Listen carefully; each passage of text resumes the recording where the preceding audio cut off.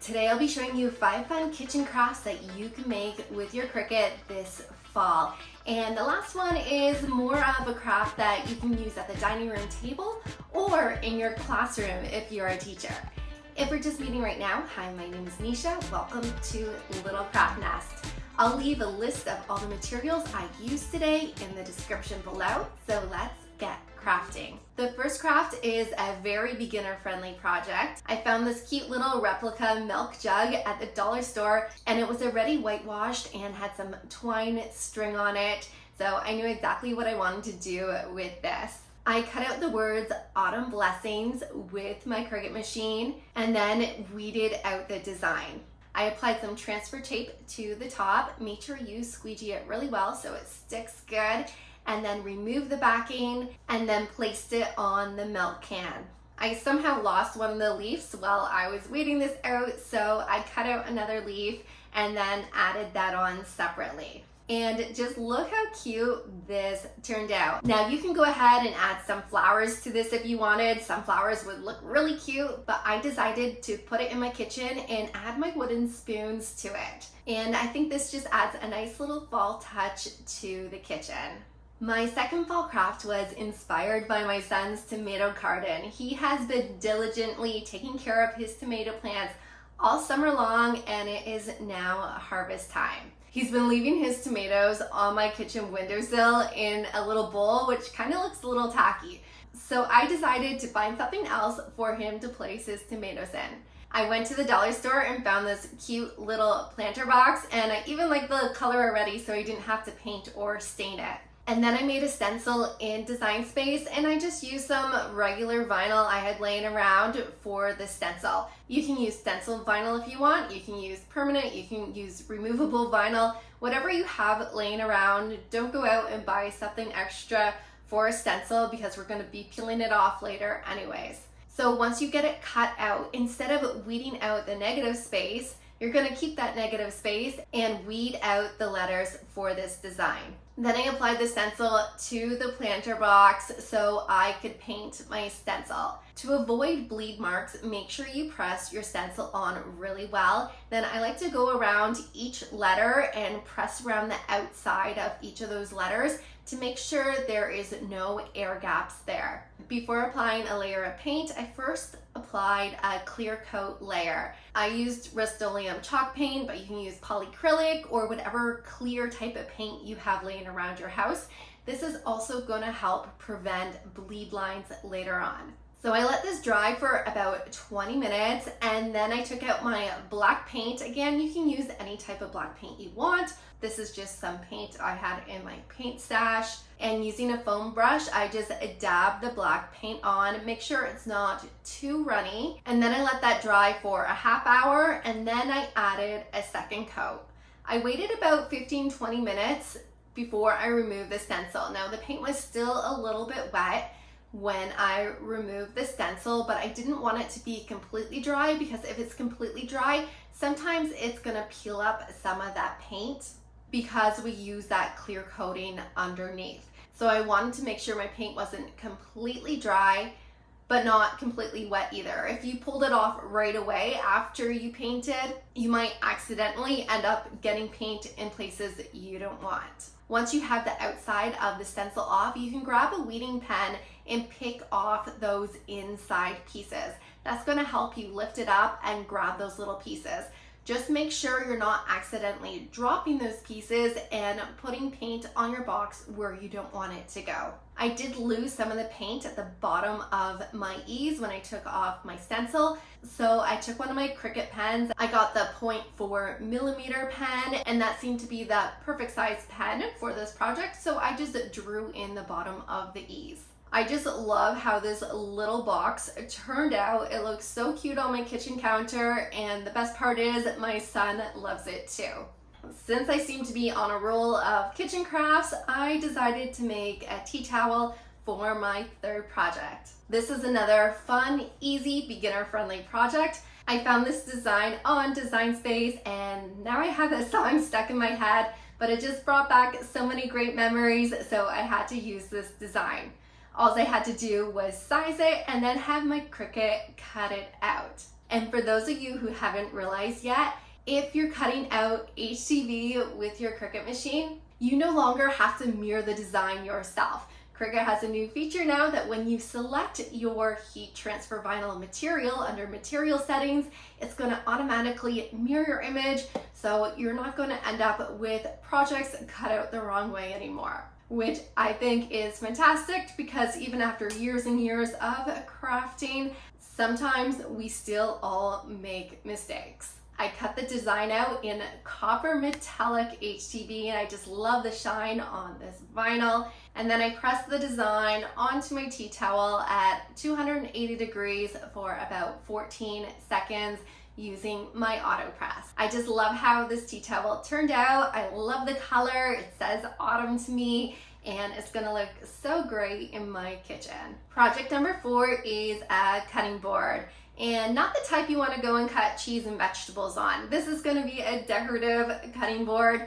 I had this big board laying around in my craft stash for quite a long time, so I thought it was about time that I used it. The color of the board was really light, so I wanted to stain it. So I took the board outside. First, I used some pre-conditioner. I used some foam brushes to apply it, and I let that sit on the board for about 20 minutes, and then I took a rag and wiped all the excess off. Then I got some stain out in the color Golden Oak, and I applied it to the board once again using a foam brush and letting it sit on there for 20 minutes, and then grabbing a rag and wiping the excess off again. After that, I let the board dry overnight, and I decided not to put another coat on it because I liked the color the way it was. I found this cute apple pie recipe design on Cricut Design Space, and I have not made this recipe before, so if this recipe fails for you, don't come after me. But it looks like it'll work based on the apple pies I have made in the past. I love the design, but I noticed that this was going to be a fair amount of weeding, and some of the spots on the design looked a little tricky to weed. So in Design Space, I contoured some of those little pieces out that I knew I didn't want to weed out. And one of the fonts in the design kind of looked a little funny. It had this weird offset on it. So I took out that text and re-entered the text using a different font so that it would be easier to weed. I cut this design out of heat transfer vinyl instead of adhesive vinyl, and there's a few different reasons I did that. First of all, heat transfer vinyl is just so much easier to weed than adhesive vinyl. And I know I'm only showing you the highlights here, and often when you watch TikToks and everything, you think the weeding process looks so simple, but this design took me a half hour to weed out. So don't let the highlights fool you. If you enjoy weeding, this was a nice, relaxing weeding project, but if you get easily frustrated with weeding, this is probably not a design you want to tackle. You could pick a simpler design if you wanted to, rather than this one. The other reason I chose to use HTV instead of adhesive vinyl was because it's easier to place on the board. You can move it around, you can do your measurements, and figure out where you want it to go before pressing it down. When you think you have finished weeding your whole design out, make sure you flip it over to make sure you didn't miss any pieces. I like to refer back to Design Space and make sure I weeded in all the right spots, or sometimes I forget, does this piece need to be weeded out or left on the page? So always refer back to your computer. When you flip your design over to look it over, look between each letter. Maybe there's the insert of an E or an A you forgot to weed out. I missed a few spots, so I turned mine back over and weeded those pieces out that I missed. Once you're done with your weeding, give yourself a pat on the back because that was a lot of work, and then place it on your board. I used the measuring tape to make sure I had it centered before I began to press down my design. I also noticed that my design liked to move around a little bit on my board, so I did apply some heat resistant tape to the edges of the carrying sheet so that it wouldn't move around while I pressed it. I decided to use my Cricut Easy Press Mini to apply the heat transfer vinyl. Now, because this is a large design, I didn't want to go over the whole thing at once. So I broke it off in sections in my head. So I would go over one section for about 12 seconds, then I'd move to my next section and go over that for 12 seconds. and move all the way through each part of the design. Once you feel like your whole design is on your board, again, because this is a big design, don't just rip off that carrying sheet. You're gonna slowly peel it back to make sure it's not lifting up any of your letters. If you notice you missed a spot, lay that carrying sheet back down and go over that section. And then slowly peel it up again, double checking that you haven't missed any pieces. Make sure everything is sticking to your board. And once it is, your design is gonna look amazing. After everything was stuck on the board, I did put a piece of parchment paper back on top of it and just kind of go over everything once more to kind of give it a once over to make sure it's stuck on there well. I didn't do that for too long. It was just a quick little iron over the whole design. I finished this project off by wrapping some twine around the handle and then attaching a bow to the top. I think this board turned out absolutely incredible. I just love the way it looks, and this is a perfect piece to add to your fall decor. My fifth project was another fun beginner-friendly project. To start off, I grabbed a whole pile of sticks from my wood pile and stuck them in a vase.